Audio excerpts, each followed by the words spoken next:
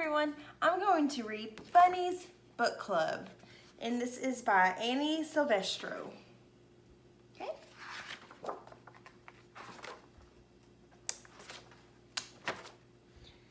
Bunny loves books.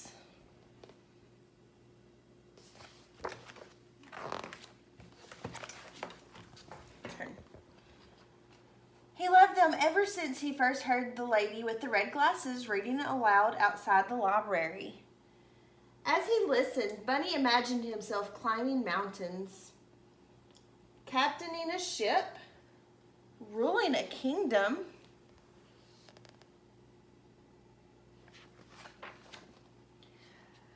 but when summer ended, story time moved back inside. Bunny wasn't sure if animals were allowed in the library, but Bunny was sure he couldn't live without books. Night after night, he could hardly sleep for wishing he had something to do. He had to do something. So with a flashlight in his paws and hope in his heart, Bunny jumped out of bed and tiptoed through the dark.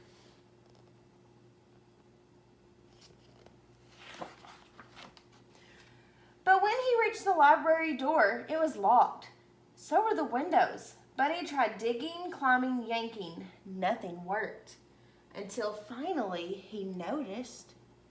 What do you think he noticed? A book return. The shiny handle was far above his head, but it was no match for a high-hopping bunny hungry for books. Bunny leapt. He clung to the bar, flung himself over, and wriggled his cottontail through the slot. He landed inside with a thud.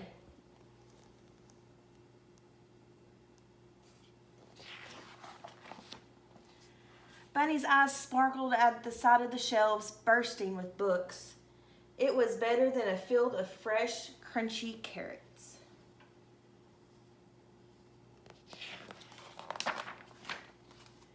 Bunny didn't know where to start. He took a deep breath. It smelled as if he were wrapped inside the pages of his favorite book. He followed his nose to the adventure section. There he found stories about swashbucklers, sharks, and superheroes. Bunny greedily grabbed them all.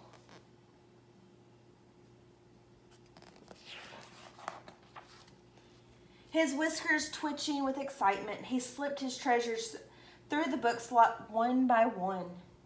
Then, performing his best balancing act, Bunny wobbled home. He couldn't wait to dig in.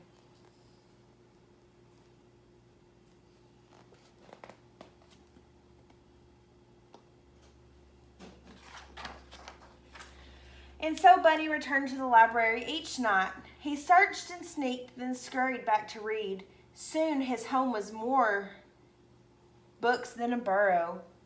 Then one evening, a loud knock startled Bunny. He closed his book and opened the door. "Where have you been?" asked Porcupine. "Reading," said Bunny. "Why?" said Porcupine. Bunny's eyes popped wide open. "Why?" he sputtered. "Have you ever been to the library?" It was time for Bunny to let Porcupine in on his secret.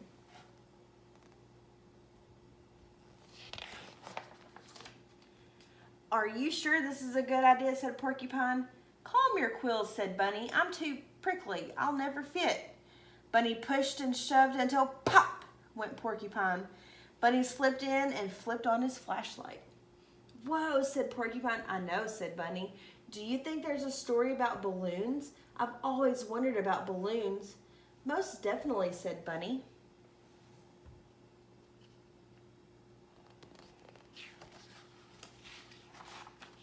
Sure enough, Porcupine found books on balloons and on deserts and dunes and caterpillars and cocoons. When Bunny handed him one about hedgehogs, he hugged it. The two friends took turns cramming books out of the slot. Their towers teetered so high they could barely carry them. Back at Bunny's, they cozied up with cups of tea and carrot muffins. Together, they read until sunrise.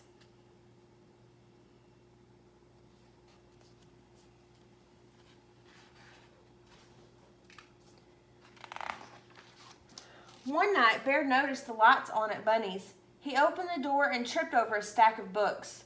"What's going on?" said Bear. Here, said Bunny, handing him a book. Bear made room and settled in to read. Soon, more curious animals began visiting. Do you have any books about outer space, said Bird. Or about volcanoes, asked Mole. I'd like a ghost story, said Mouse. I think it's time for a field trip, said Bunny.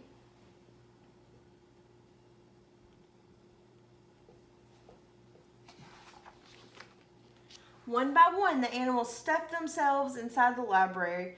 Bear caused a bit of a delay. They scattered about, sniffing the stacks, pawing over pages. Squirrel gathered stories about the circus. Raccoon nabbed one about outlaws and bandits. Frog found a fairy tale. No one heard the key in the front door. No one heard the clack, clack, clacking of footsteps. No one heard the light flick on. Oh no. I wonder what that could be. What do we have here? Said the librarian. The animals looked up in shock. Bunny gasped. Porcupine gasped. Bear groaned. Follow me, she said. The animals marched slowly behind her. We're done for, whispered Porcupine. All libraries have rules, said the librarian sternly.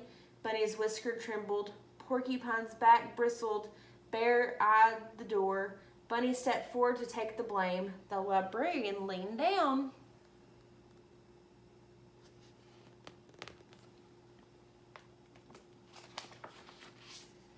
The first rule is every book lover must have one of these, she said.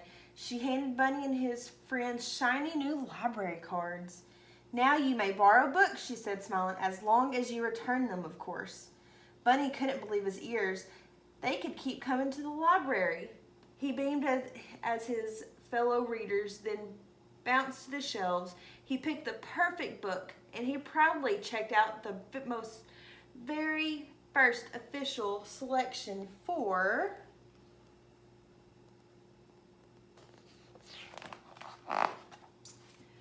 Bunny's Book Club.